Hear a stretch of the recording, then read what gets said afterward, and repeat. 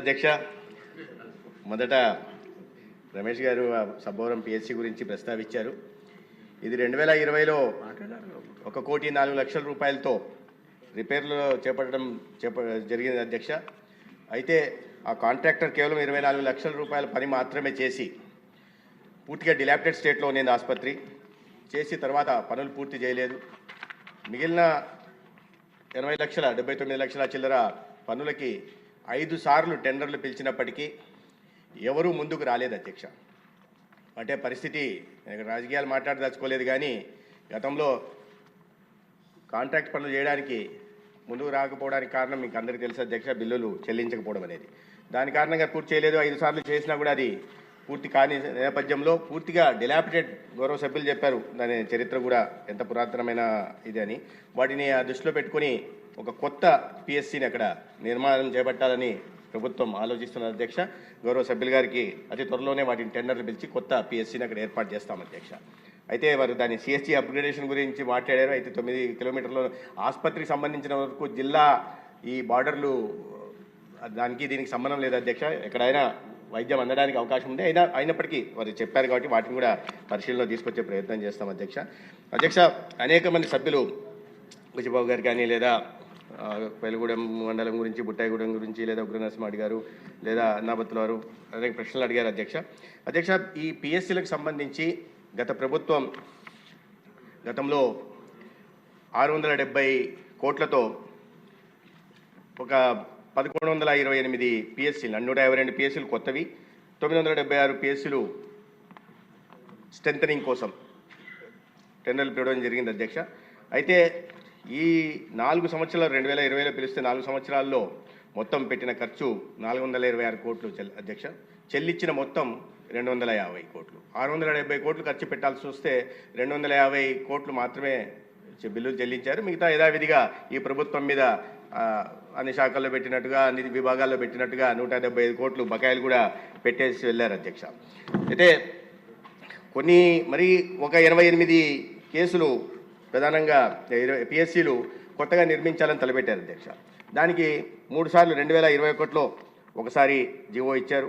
మళ్ళా వాటిని కంటిన్యూ చేస్తూ 2022లో మరోసారి జీవో ఇచ్చారు. మళ్ళీ ఫిబ్రవరి 2023లో మళ్ళీ 83 పిఎస్సీలు నిర్మించడానికి జీవో ఇచ్చారు అధ్యక్ష. దీనికి 15th ఫైనాన్స్ కమిషన్ నుంచి కేంద్రం ప్రభుత్వం ఒక్క పిఎస్సీకి 1,43,00,000 ఇవ్వడానికి సిద్ధపడింది 23-24 సంవత్సరానికి. అయితే 21 నుంచి 23 దాకా ప్రతి సంవత్సరం అదే మళ్ళా కొత్తగా నిర్మిస్తామని చెప్పి జీవోలు ఇవ్వడం జరిగింది. మీకు తెలుసు అధ్యక్ష, ఒక సినిమాలో ఒక డైలాగ్ ఉంటుంది, చెయ్యాలి చెల్లికి పెళ్ళి మళ్ళీ మళ్ళీ అన్న చందంగా వీడికి మళ్ళీ జీవోలు ఇవ్వడం, కొత్తగా నిర్మిస్తామని చెప్పడం తప్ప చేసింది ఏం లేదు అధ్యక్ష. ఈ కడప జిల్లాలో కూడా స్టీల్ ప్లాంట్కి గౌరవ మాజీ ముఖ్యమంత్రి వర్యులు సొంత జిల్లాలో 3 సార్లు భూమి పూజలు చేశారు అధ్యక్ష. అదే సమయం కానీ అక్కడ ఇటుక కూడా పేర్చలేదు. అదేవిధంగా ఇక్కడ కూడా కేంద్ర ప్రభుత్వం 15th ఫైనాన్స్ కమిషన్ ద్వారా నిధులు ఇవ్వడానికి ముందుకు వచ్చినప్పటికి కూడా పనులు చేపట్టలేదు అధ్యక్ష. 88కి గాను 1 మాత్రమే చేశారు. అయితే కొత్త ప్రభుత్వం వచ్చిన తర్వాత చంద్రబాబు నాయుడు గారి నాయకత్వంలో సమీక్ష నిర్వహించిన నేపథ్యంలో R&Bకి 204 కోట్లు ఈ కొత్తగా నిర్మించబెట్టిన పిఎస్సీలకి మంజూరు చేయడం జరిగింది. అదేవిధంగా ఒక 50 బ్లాక్ పబ్లిక్ హెల్త్ యూనిట్లకు కూడా మంజూరు చేయడం జరిగింది అధ్యక్ష. ఆ నిధులు విడుదల చేయడం కూడా జరిగింది. అయితే బాబు గారు చెప్పారు పిఎస్సీ పనితీరు. నేను చెప్పినట్టుగా అనేక చేపట్టారు కానీ పనులైతే చేపట్టారు స్ట్రెంథనింగ్ గురించి, కానీ అది జరగలేదు అధ్యక్ష. నాడు నేడు కింద చాలా వరకు అసంపూర్తిగా మిగిలిపోయి ఉన్నాయి కాబట్టి వాటి మీద సమీక్ష నిర్వహిస్తున్నాం. వాటిని ఏ నిధుల నుంచి చేయడానికి అవకాశం ఉందా పరిశీలిస్తున్నాం అధ్యక్ష. తర్వాత కొయ్యలగూడెం, బుట్టాయిగూడెం గురించి గౌరవ సభ్యులు అడిగారు. ఒక 5 మల్టీ స్పెషాలిటీ హాస్పిటల్ని ఈ గిరిజన ప్రాంతాల్లో బుట్టాయిగూడెం కానీ, లేదా పార్వతీపురం కానీ, లేదా రంపచోడవరం కానీ, డోర్నాల కానీ 100 బెడ్ మల్టీ స్పెషాలిటీ హాస్పిటల్ని నిర్మిస్తున్నాం అధ్యక్ష. తొందరలోనే వాటికి టెండర్ కూడా పిలవడం జరిగింది. పనులు జరుగుతున్నాయి. వాటిని పూర్తి చేసి గిరిజన ప్రాంతాలకి ఒక నాణ్యమైన వైద్య సేవలను అందించే ప్రయత్నం చేస్తాం అధ్యక్ష. తర్వాత ఉగ్రనరసింహారెడ్డి గారు మాట్లాడారు. ఈ సందర్భంగా నేను వారిని అభినందించాలి అధ్యక్ష. ఏ శాసనసభ్యులు వారిని ఒక ఆదర్శంగా కూడా తీసుకోవాలి అధ్యక్ష, నాతో సహా. ఎందుకంటే తన నియోజకవర్గంలో ఈ సిఎస్సిలో తనే ఒక కంగారు పూర్తిగా తన నిధులు కానీ లేదా పబ్లిక్ నిధులతో ఒక కంగారు బ్లాక్ను నిర్మించారు అధ్యక్ష. ఈ మదర్ చైల్డ్ కేర్ కోసం. అది చాలా అద్భుతంగా ఉంది అధ్యక్ష. మంచి ఇప్పుడు వచ్చే ద్వారా అధునాతనంగా అంటే ఒక కార్పొరేట్ ఆసుపత్రిలో ఏదైతే ఉంటుందో అది వారు నిర్మించారు. నేను కూడా దాన్ని వెళ్ళి చూడాలనుకుంటున్నాను. దాన్ని మిగతా చోట్ల కూడా ఒక ఆదర్శంగా తీసుకోవాల్సిన విధంగా చెప్పాలని కూడా నేను ఇతర గౌరవ సభ్యులకు చెప్పాలని కూడా ప్రయత్నం చేస్తున్నాను అధ్యక్ష.